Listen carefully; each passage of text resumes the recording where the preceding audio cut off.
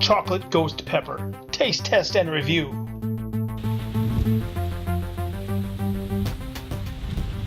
Alright guys, Papa Pepper back once again in my natural environment, the pepper garden. These guys over here are doing great. In fact, I've got a really special one for you today that I've grown for years. I used to do them up in Wisconsin, got them going down here, and they are a real treat. I'm gonna pick the first ripe one. I'm sitting by 3 plants of them, and the first ripe pepper just got ready. So check that out. Now if you look at that, you might be thinking, what in the world is that even? Okay, this is a chocolate ghost pepper. Ghost peppers come in 2 different body types. They're either gonna be kind of like this, or they're gonna be kind of the more, the bigger ones like I've shown you with my, with the actual ghost pepper taste test review.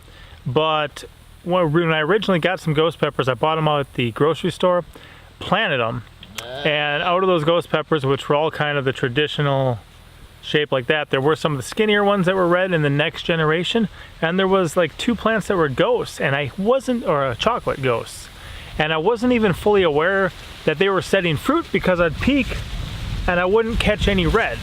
So when I'd peek, I would just not see any red. I think, okay, well, you know, they're not producing yet, and eventually I realized there was a ton, it's pretty windy out here, but just a ton of these guys, which are the chocolate colored ones. Now the cool thing about the chocolate ones is, much like when you've got the best reference point I really have for people is like a chocolate Easter bunny, right? They look solid, you bite them open, they're hollow on the inside, and you can see that color all the way through. Same thing here. So if I bite this, wow, it hits so hard right away. I'll zoom in for you guys. Look at the end of that. It's like a hollow Easter bunny. I mean, that's the way it looks. So, what do we know about the chocolate ghost as compared to the regular ghost? A couple different things. One, the minimum and maximum range for them is just slightly lower than the regular ghost. So they can be just as hot, but the regular ghost can go a little bit more than these guys. Oh. Another thing, obviously the color's different, and there's a lot of different chocolate varieties out there. So what you can find your chocolate varieties is just that they mature, rather than to a red or some other color, they mature to this wonderful dark brown chocolatey color. Really interesting, really cool. Oh, it's really hitting me in the throat right now. The flavor, a lot of people kind of talk about like a smoky undertone to it or something like that, and it's very comparable. The heat's very comparable. It's right there on point with something like if you're eating a ghost, a scorpion, a moruga, a fatale, something like that. It's right there with that same edge. And in fact, I wish I had some fatales growing this year. I don't think I have any. But the ghost pepper originally comes from India. They use it in the like the pepper spray. They also use it as an elephant deterrent. You know, I heard you can't fly with them on airlines because it's a potential hijacking mechanism. You could put someone in a lot of hurt with just one of these peppers, or actually just a tiny piece of the pepper technically would be enough to cause some major hurt on some people. Obviously we just prefer self-inflicted pain around here.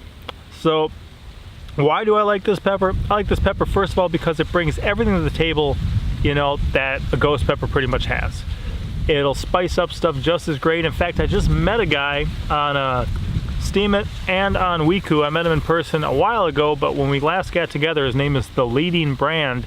He actually brought like a ranch dip that had 2 ghost peppers in it, and I'm like, whoa, I'm meeting some guy who's bringing ghost pepper dip, and I actually brought a couple fresh ghost peppers just because I wasn't sure if he was into peppers, and obviously he was. So that's my type of person. That's what I like.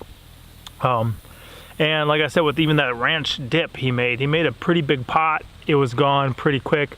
My little peppers were all over that, so were some of the other people, and just 2 peppers took care of that whole thing and brought it to where a lot of people were like, you know, I like it, but I really shouldn't eat it because I can taste it, but I like it, so they kept eating it.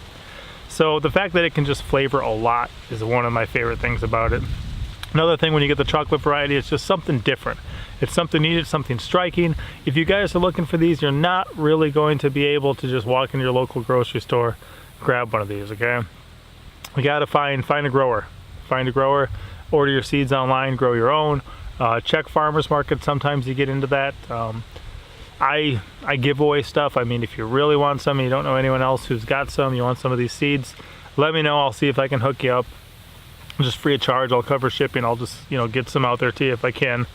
Mostly just in the States. There's different laws with customs and stuff if you go beyond that. But an excellent pepper. Love this guy. A lot of heat. 3 times hotter than a habanero, like 400 times hotter than a jalapeno. Good stuff.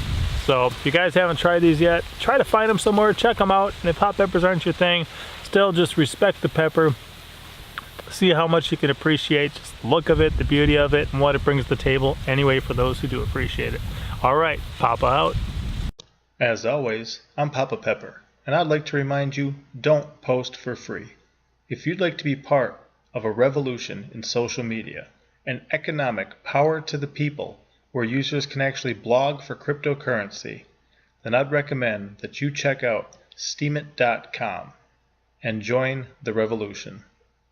Papa out.